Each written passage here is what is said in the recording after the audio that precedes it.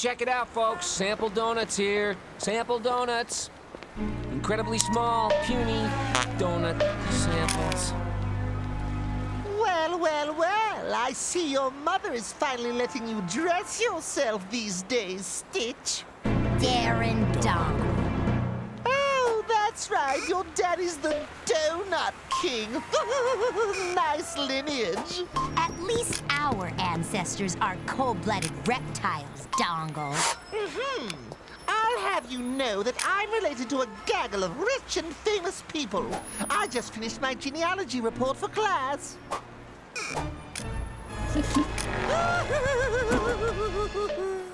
Oh, man, I'm dead. What do you have to complain about, Stitch? Except for maybe that hole in your stomach. Oh, no, I totally forgot about my genealogy report. It's due tomorrow. Didn't your dad say he had a box of old family stuff in his office? Sweet chocolate glaze. It's my family tree. There's my dad and Augustus Jr. and Grandpa Augie. There's a piece missing, but look here. Louis, Peter, and Jahan. There's something familiar about those names. Maybe like Louis of France and Peter the Great? And wasn't Jahan a Shah? They're all kings! That means I'm related to a bunch of kings. I could be the king of a donut kingdom and hand out super big donuts if I so ruled. Slow down there, Your Majesty. There might be consequences for having such grand vision. Grand? I haven't even got warmed up yet.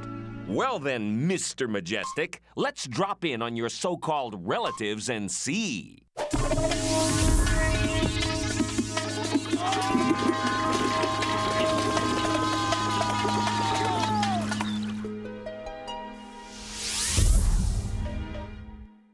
Boy, it's tight and stuffy in here. Yeah, and you're not even wearing a corset.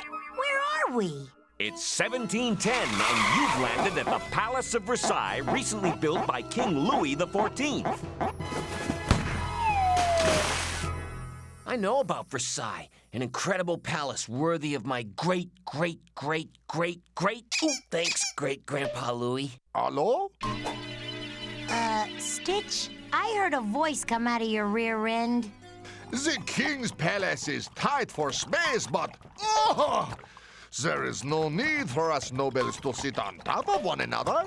Sorry, man. Mo, this view is killer. No, please don't! Room spinning. We are beside the palace latrines. King Louis intentionally put the outdoor toilet facilities near the rooms of his less favored guests. Some host. King, you mean? And he can do anything he wants. Besides, you get used to the smell. Smells like heritage. Remind me never to attend one of your family reunions. We must hurry! We must not keep this Sun King waiting! How do I look, Mo? Okay to meet my royal ancestor? Shh! This is His Majesty's boudoir. No. King Louis has a new rule about how to properly announce oneself. Do you wish to be punished? Hey, go easy on her, okay? Unlike us, she doesn't have any royal blood in her. We are commanded to scratch loudly at the door with the little finger of the left hand. You're kidding. Hey, Louis is a king. He can make any commands he wants.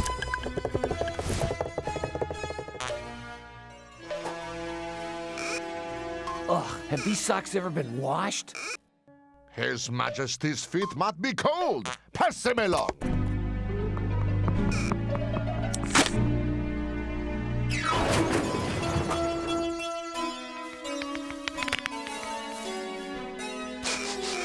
Oh, man. I'm gonna have sock stink on my hands for the rest of this trip. Hurry! We must stay with the other nobles! Mo, look at the size of those mirrors. For a little guy, Louis doesn't do anything small. Like my idea to give away full-size donuts. But you know you're gonna get a lot more customers showing up. You say it like it's a bad thing. More customers mean more napkins, more seating space, more toilet facilities. And they'll be the cleanest, most perfumed bathrooms ever built. Toilets my splendid King Louis would be proud to place his royal bottom upon. Really? And how are you gonna pay for all these big non-stinky bathrooms if your donuts are free, huh? I'll cut my workers' salaries. Won't they get upset? A king doesn't worry about such things. I hate to break it to you, Stitch, but there's absolutely no physical resemblance between you and King Louis. What do you mean? Our ears both sort of stick out.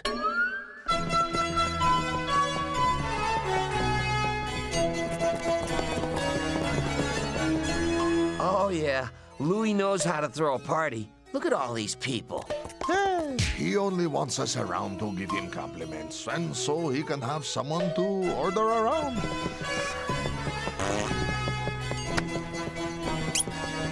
Why are they all bending over? Maybe someone dropped some money. You! Look, Mo, he recognizes me.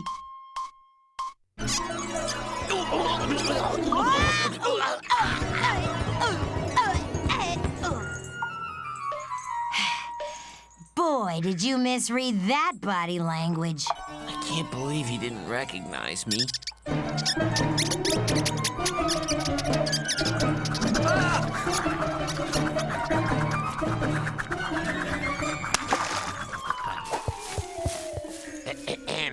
I wasn't done with that. Beg your pardon? You can't just come into our home and take our bathroom bucket without asking. Who do you think you are? Royalty or something? Actually, I'm doing a genealogy report, and I am royalty. Maybe they forgot to bow to the king's food or something. As if not bowing to food is a crime. But it is, like making a bad joke. Look at me, the great Lazun, sentenced to 10 years in prison for making a joke the king did not find funny. Want to hear it? That does it, Stitch. The Sun King is a royal pain in the... Okay, maybe Louis let power go to his head a little. A little? Let me show you how things got out of control when he built Versailles. King Louis had 30,000 laborers and craftsmen slaved for over 30 years building this little getaway. He wanted to build his dream palace, no matter what the expense. He had a full-grown orange tree placed in every room, and that cost millions. It had 1,000 fountains supplied by 100 miles of pipe, with fountain guards who were commanded to whistle when the king approached so that the fountain would be fully turned on.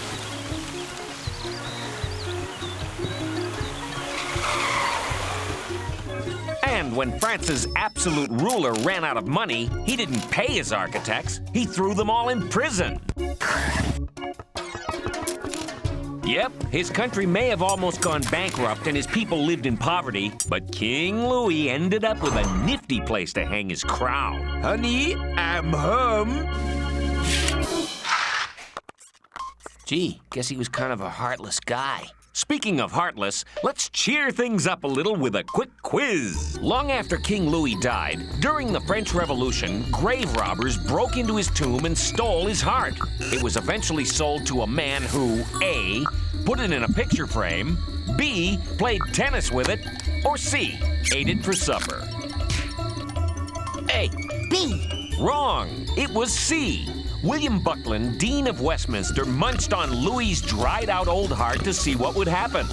He got heartburn. You gotta really be unpopular for someone to want to eat your heart. I can't be related to this guy. Thank goodness. Does this mean you're dropping this royal blood routine? Of course not. It only means I'm related to some other greater royal. Next up, Peter the Great. Oh, so you think he was great, do you?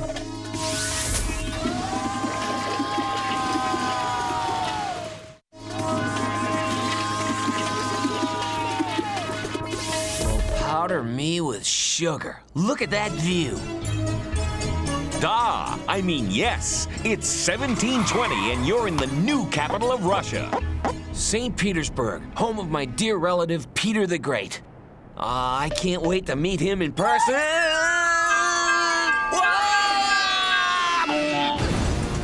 Woo! That was great! Let's do it again. Pete sure built a beautiful modern capital for himself. That gives me another idea.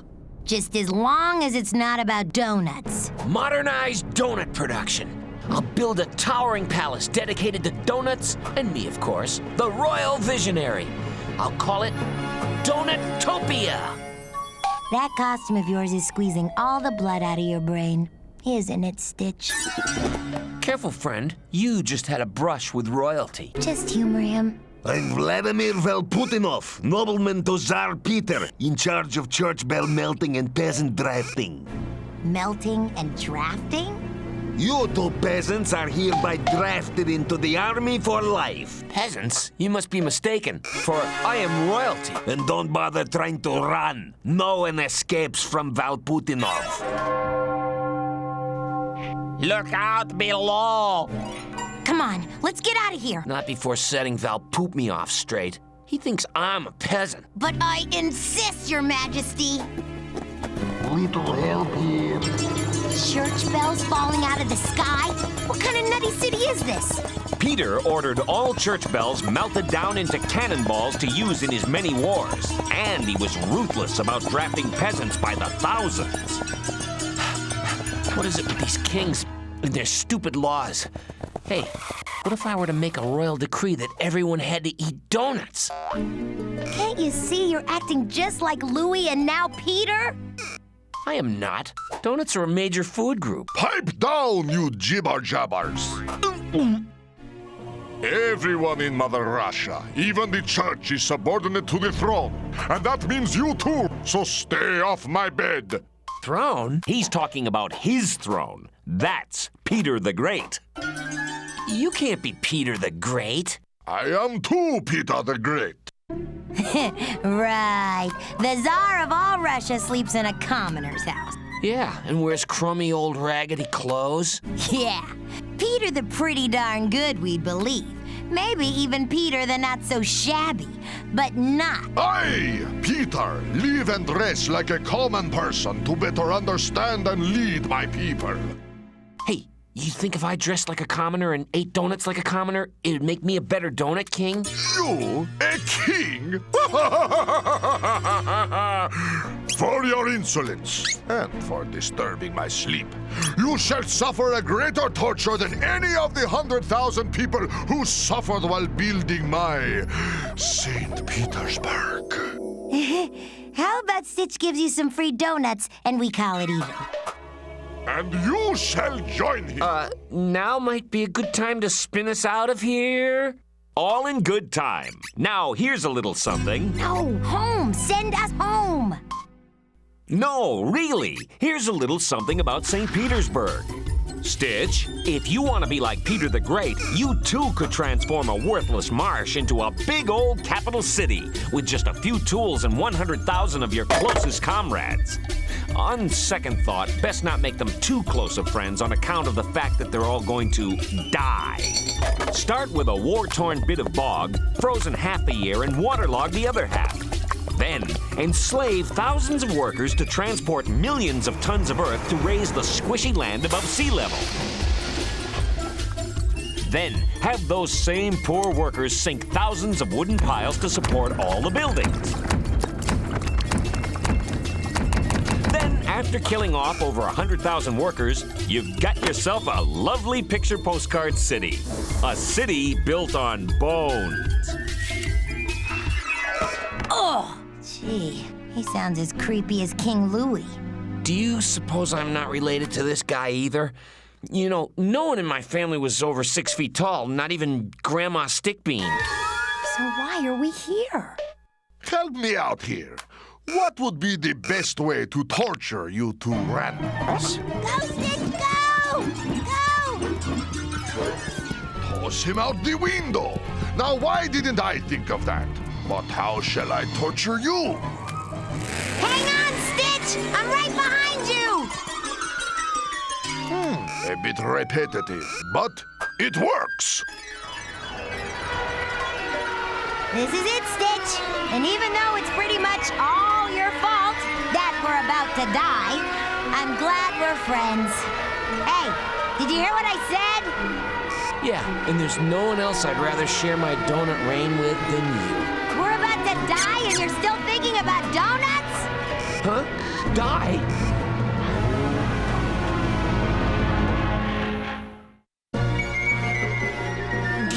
I can't die.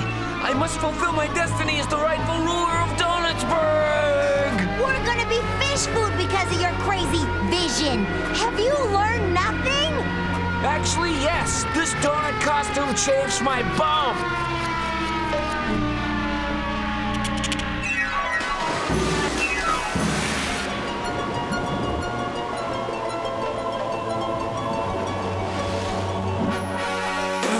Ha! Looks like my donut is good for something after all, eh, Mo? Mo? Mo? Mo?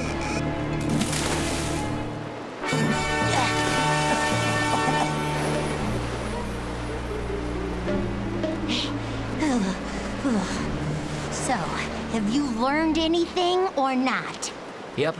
I can't have a donut city. Thank goodness. Not without a hot chocolate river to dip the donuts in. I know there are a lot of Peters and Louis out there, and I'm not necessarily related to all of them. So, can we go home now? Sure, I guess you've both been through enough. But Jahan, now that's an unusual name. Stitch, don't go there. And he's the third name on my family tree. Jahan was royalty, right? Yes, he was a Shah in Mughal India, and a Shah was just like a king. Then I could still have royal blood after all. Time out! I want out of this one. I've suffered enough. But you two make such a good team.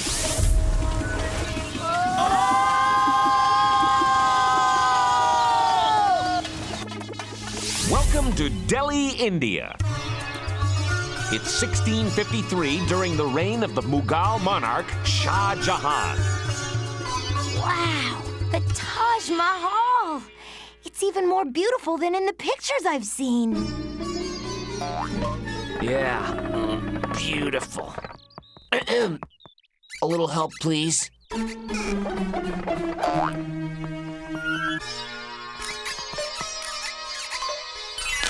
Nice, very nice. Ooh, fancy. Wow, looks like they're just finishing up. Personally, I would like my palace a little more understated, but I suppose to each their own. I bet it took a lot of time and money to build this puppy. Oh, it did. The Taj Mahal took 22,000 laborers 18 years to build. The workers decorated the building with hundreds of pounds of pearls and emeralds, thousands of gems from China, and countless uncut diamonds. Imagine hundreds of millions of dollars for one building. You really do nice work. Hey, it's a living. Well, for a while at least. Yeah, it's nice and all, but what's the point? Stitch, this is the Taj Mahal. I know, but what is it? Oh, a reason. Yes, it is a tomb for the Shah's one true love, his dear departed wife. Yes, most Shahs had harems with many women, but not Jahan. He loved only one. How romantic. A romantic and a builder with an eye for beauty and art. Sounds like a long-lost relative to me. Please, the paint is not even dry yet. Excuse me, we were talking to him. I think they were giving him a coffee break. Stitch, wake up and smell the sprinkles already. There's something going on here, and it's not just fishy, but poultry and beefy, too. All the workers have disappeared. I'm sure it's nothing. Nothing but trouble. Let's get out of here fast.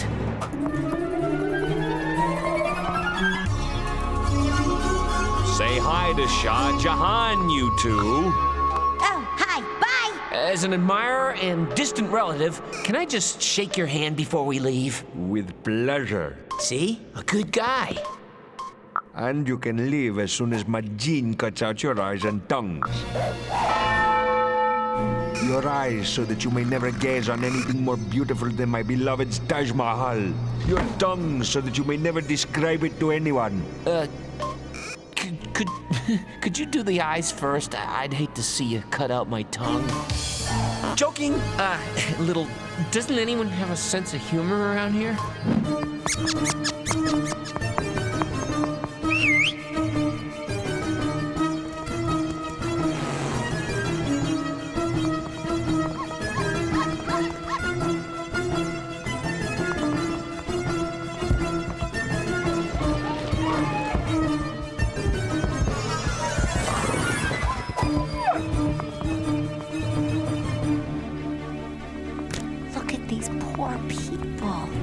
It's terrible. All these starving people, while Jahan spends several fortunes to build a big fancy pants tomb for his wife. You've seen for yourself that Jahan's great vision drained the country's treasury of its money, leaving the very people who built it with nothing. Including their eyes. Yuck. You still think you might be related to royalty, huh, Stitch? No, and I'm glad I'm not. And away you go! Guess I'll get an incomplete on my family tree report. Stitch, did you see this photo on the bottom of the box? There's writing on it. Augustus Jr. with his uncles, Louis, Peter, and Jahan. They're your granduncles, and they helped your dad start his first donut shop. Hey, my ancestors were great after all.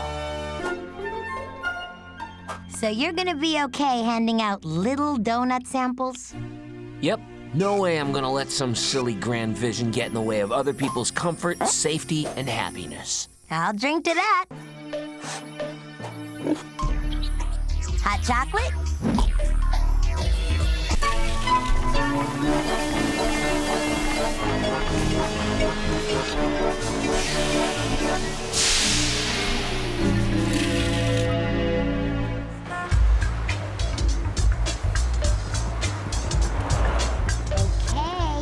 Quiet for 6 blocks, but the suspense is killing me. What's with the outfit, Stitch? Well, besides having a math test, science quiz, and 2 book reports, dude, it's career day. Yeah, and it's only Monday. And we're supposed to give our career day reports in costume. Let me guess, a high-powered corporate executive, right? Get to your balloon pants, please. I couldn't decide whether to be a dentist or a circus clown, so I did both. That's cool. Yeah, I'll be my own 2-income family. Mo? Just look at this guy, Stitch. Now that's one happy donut jockey. Yeah, that Bernie really knows how to make people happy. What a life. Working, making tons of money, no homework, no book reports. No career days. I can't wait to finish school and get myself a real job. We'd have bank accounts. Yeah, and our own pads. Yeah, and a car, one with a great sound system, drink cup holders, and a fuzzy plastic dog in back that bounces its head when you... So, you two want to be working stiffs, eh? Anything would be better than school. Know any place that's hiring? Well, job placement for kids is a tough one, but I do know of one place that doesn't age discriminate. It's about 170 years in the past. Yikes! That's one heck of a commute. Let's do it. I'll be in a big corner office with a giant oak desk. And, I'll have a dental chair with a whoopee cushion. I said it was in the past, not in fantasy world.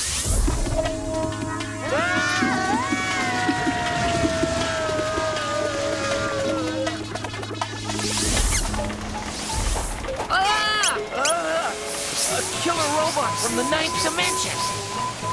Don't make any sudden moves, Stitch. Would you two relax? It's just a souped-up spinning machine. What? For making cloths, Great Britain was the first nation to use machines to handle a lot of the work.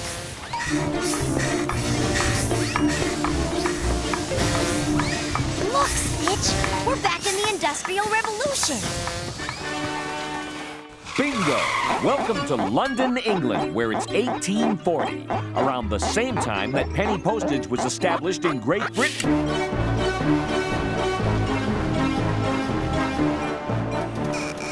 You wanted a job, this is the place to be.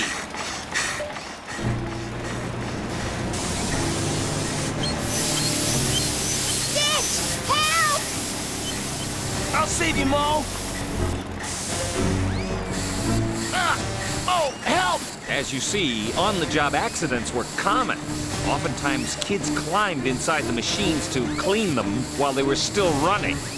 Whatever. We're about to become human coleslaw here. Sorry, I just thought you'd like to know. Bye, Mo. See ya, Stitch!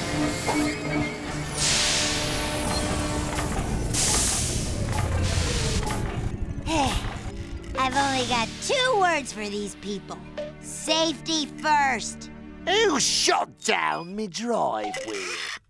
Oh, it was you two, was it? Well, I'll teach you. And I thought Darth Maul had a rotten temper. Man, has this guy had a bad day or what? I stopped it, Mr. Crunk. I'm ever so sorry, but it seemed the only way to save them kids from certain death. You call that an excuse? You cost me 2 minutes of production time. That'll cost you a day's wages. Now, get those gutter rats out of me shop. Righty-o, sir. Hey, stop him all do. No smiling on the job. You'd think there were union rules against guys like that. Man, you really stuck your neck out for us. Yeah, we owe you big time. I'm Mo, and this is Stitch. Pleased to meet ya. I'm Timmy Forlimbs. They call me that round the factory because I've never been mangled in an industrial accident. How nice for you. See you at our weekly rest break then. No, Timmy, we don't work here. We need a job. And I think we can safely rule out your boss hiring us. Any ideas? Well, me shoot's over. So how's about we all head back to my place and discuss it? He has his own place. You see, Stitch? Having your own job equals independence. Here we are then. Wow, what a hole in the wall. Stitch, we're in England. Mind your manners. It's an actual hole in the wall. Oh, yeah, you're right. True, it's a bit fancy for me tastes, but the rent's reasonable and it's close to work. I'll light a candle so you can have a peek. Hey, Timmy, what's the name of your dog? Well, he ain't quite a dog, but cats are afraid of him. A rat! I was touching a giant rat! Yeah, he's kind of cute, isn't he? Although his breath isn't exactly equally fresh. That's Georgie. For me, he's got all the wisdom and grace of King George himself. Wow, Timmy. Guess this is a one-bedroom, huh? And the best part is, it's really well heated, because the steam engine that powers the factory is housed right next door. I'll show you.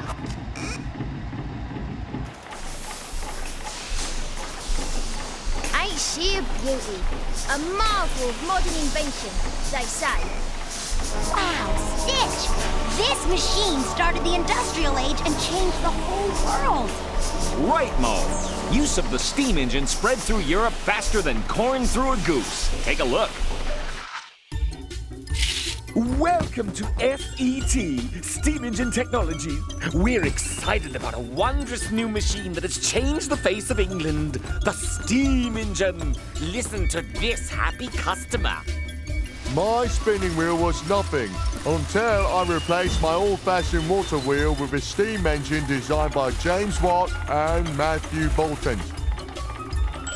True, the mill still has that familiar ripe smell, but my productivity has gone through the roof. Thanks, SCT. Letters are pouring in from all over telling how steam engines have changed lives, like Yorkshire collier Dusty Sue. In the mines, you can strike water and everything floods. Unless you fancy a swim, you have to leave it. But a clever bloke named Newcomen designed a special steam engine to pump water out of tunnels. Pure genius it is. So why not let the steam engine bring you the success and progress you've always dreamed of? Order today, because here at SET, we're really picking up steam. So if the steam engine created so much work, we're in! Think we can get a job shining it up or something like that, Timmy? Timmy? Blimey, the engine ain't venting, it's excess heat. That gauge doesn't look right. It ain't. Something's wrong. Yes, press workers, something is wrong. It's this city with its evil factories and fancy new machines. Oh, no! That bloke's a Luddite. That means he likes Ludd? No, Stitch. Luddites were followers of Ned Ludd. They thought the Industrial Revolution was bad for society and they'd do anything to get rid of the machine. Do you think he did something to the steam engine? Look! The vents are all blocked! Oh man, that baby's gonna blow!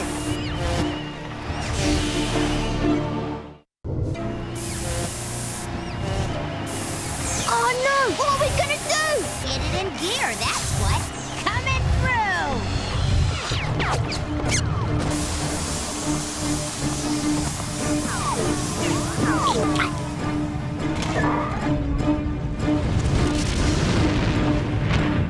That thing's got more propulsion than my Uncle Durwood after eating a chili dog with broccoli. Look at a UFO! That's not a UFO, it's an SET steam engine. Thanks, SET. The factory won't be able to run now. Rotten Luddites. Yeah, where is that creep? I'd like to wreck his engine. Forget it. He's probably out of the city by now.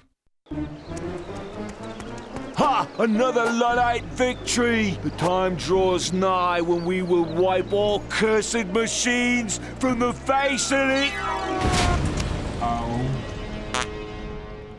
Quit your whining. With no steam engine, even I'm out of work.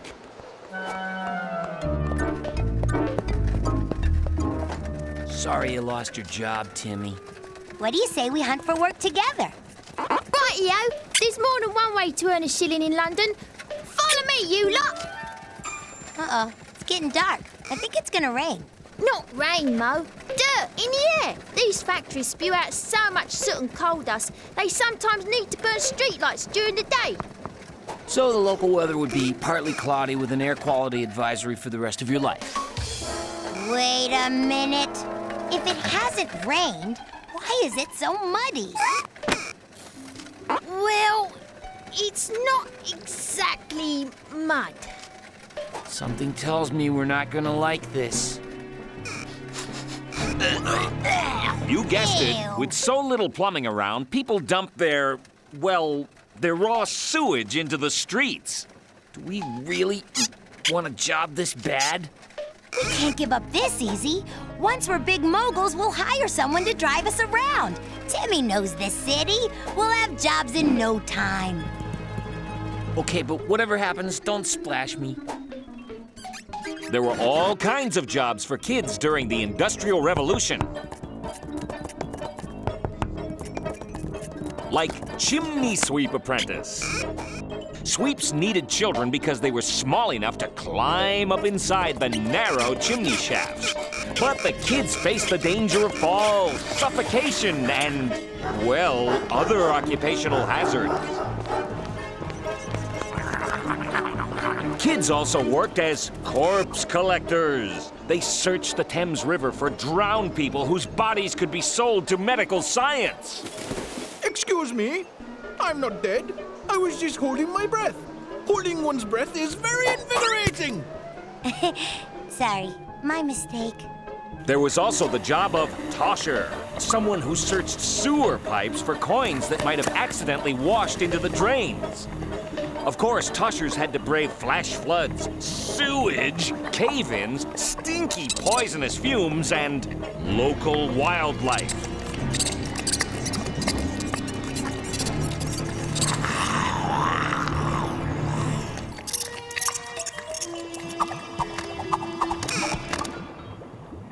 This beats a dreary old factory job, eh? Toshing is the life for me. Just a tick, lad. We appreciate your interest in the position, but we can't take you on. We're looking for people with a wee bit more sewer experience, you see. Wow, we're not even qualified to sift through dookie. Maybe we should look for a job outside the city. Course, me cousin Not Dead Susie works in the mines up north. She can help us find jobs. Does that mean we get to wear those helmets with the little lights on them? God blimey, Governor! Helmets? That'd be a luxury. But working in a dark hole in the ground means we won't see all that dirt. This is the job for us. You're on. I'll spend my whole life savings of 3 shillings to buy us passage up north on one of those new iron horses. Impressive, isn't it? England became the leader in the transportation business because of the development of the steam-powered locomotive. All I care about is it takes us to land a new job. Yeah, and at least up north there won't be hundreds of hungry kids looking for jobs.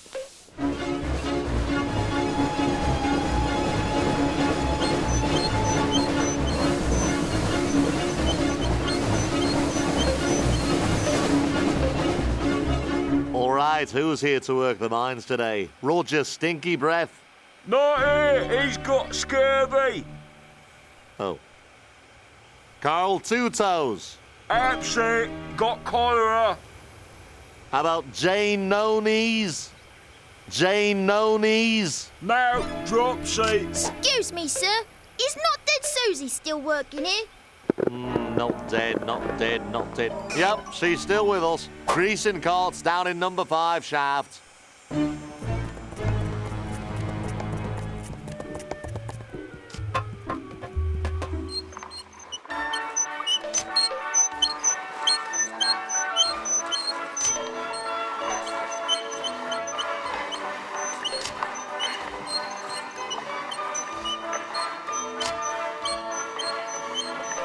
Ooh, it's as wet and rank as a locker room down here.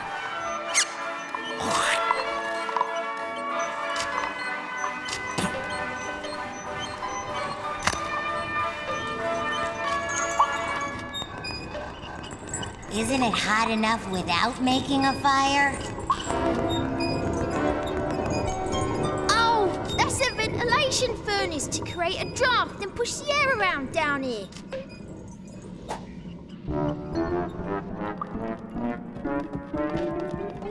Here we go. Watch out for the fungus on the walls.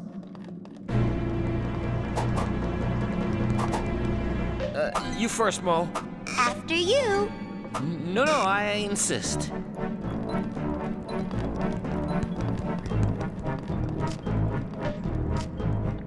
Oi, Susie! Oh, Timmy, if you ain't a sight, look, you still got all your arms and legs. Ah, it's nothing. Here, meet a couple of me mates. This is Stitch, and that's Mo. Any friend of Timmy's? We really need to get a job. Do you know anything that's available? Sorry, they only want children with experience in the mines.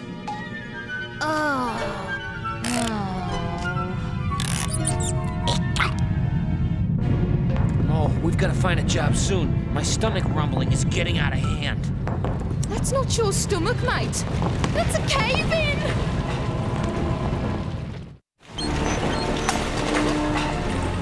Snap out of it, Stitch. Everyone into the coal car.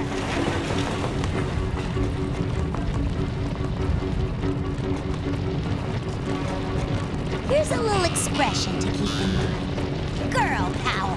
Beg your pardon, miss. Just push!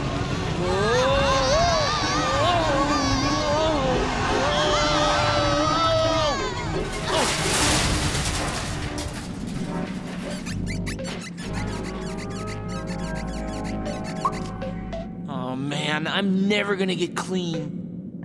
All right, almost dead but got out alive, Susie. Enough of your lollygagging. Them carts need greasing. See ya, Timmy. You know, I didn't think anything could actually make me want to go back to London, but...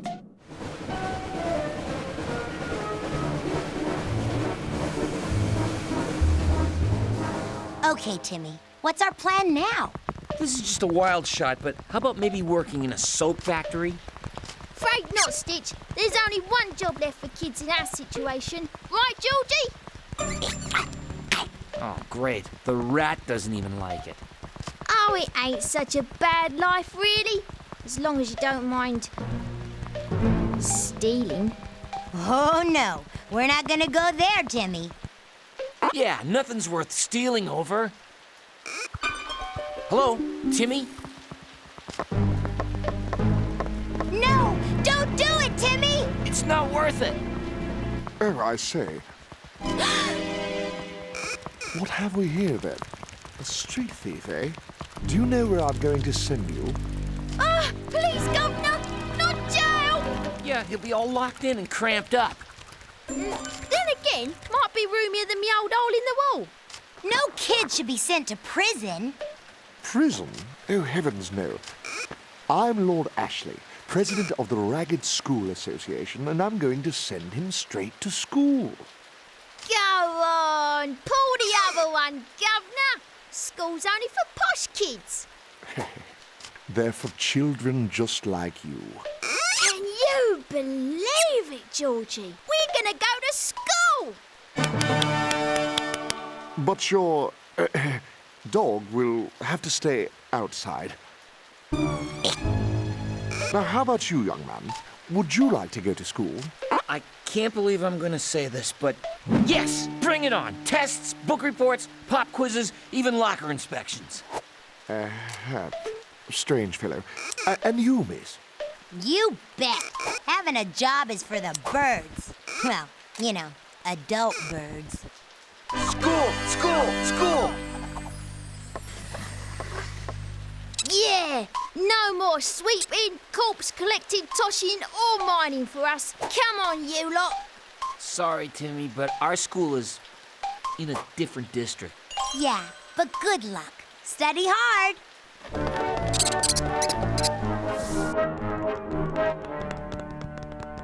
So, I guess things are starting to look up around here.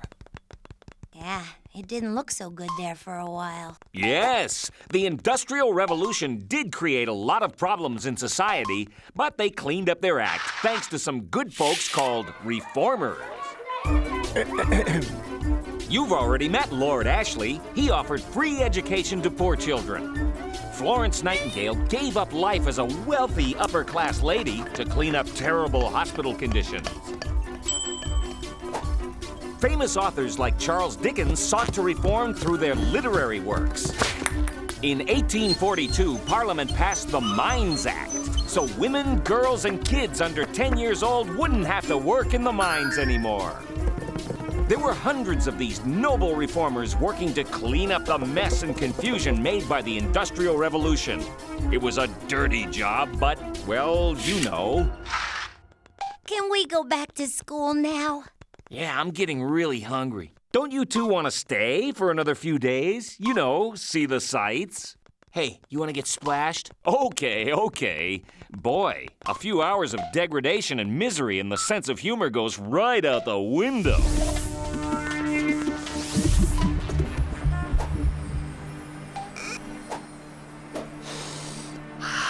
Smell that clean air, Mo. And look at that beautiful street. No raw sewage anywhere in sight. Hey, lady, don't let her! Before we head off to school, how about we experience something that I really missed in the 19th century? What, a triple-dipped, double-glazed donut? No, soap and water.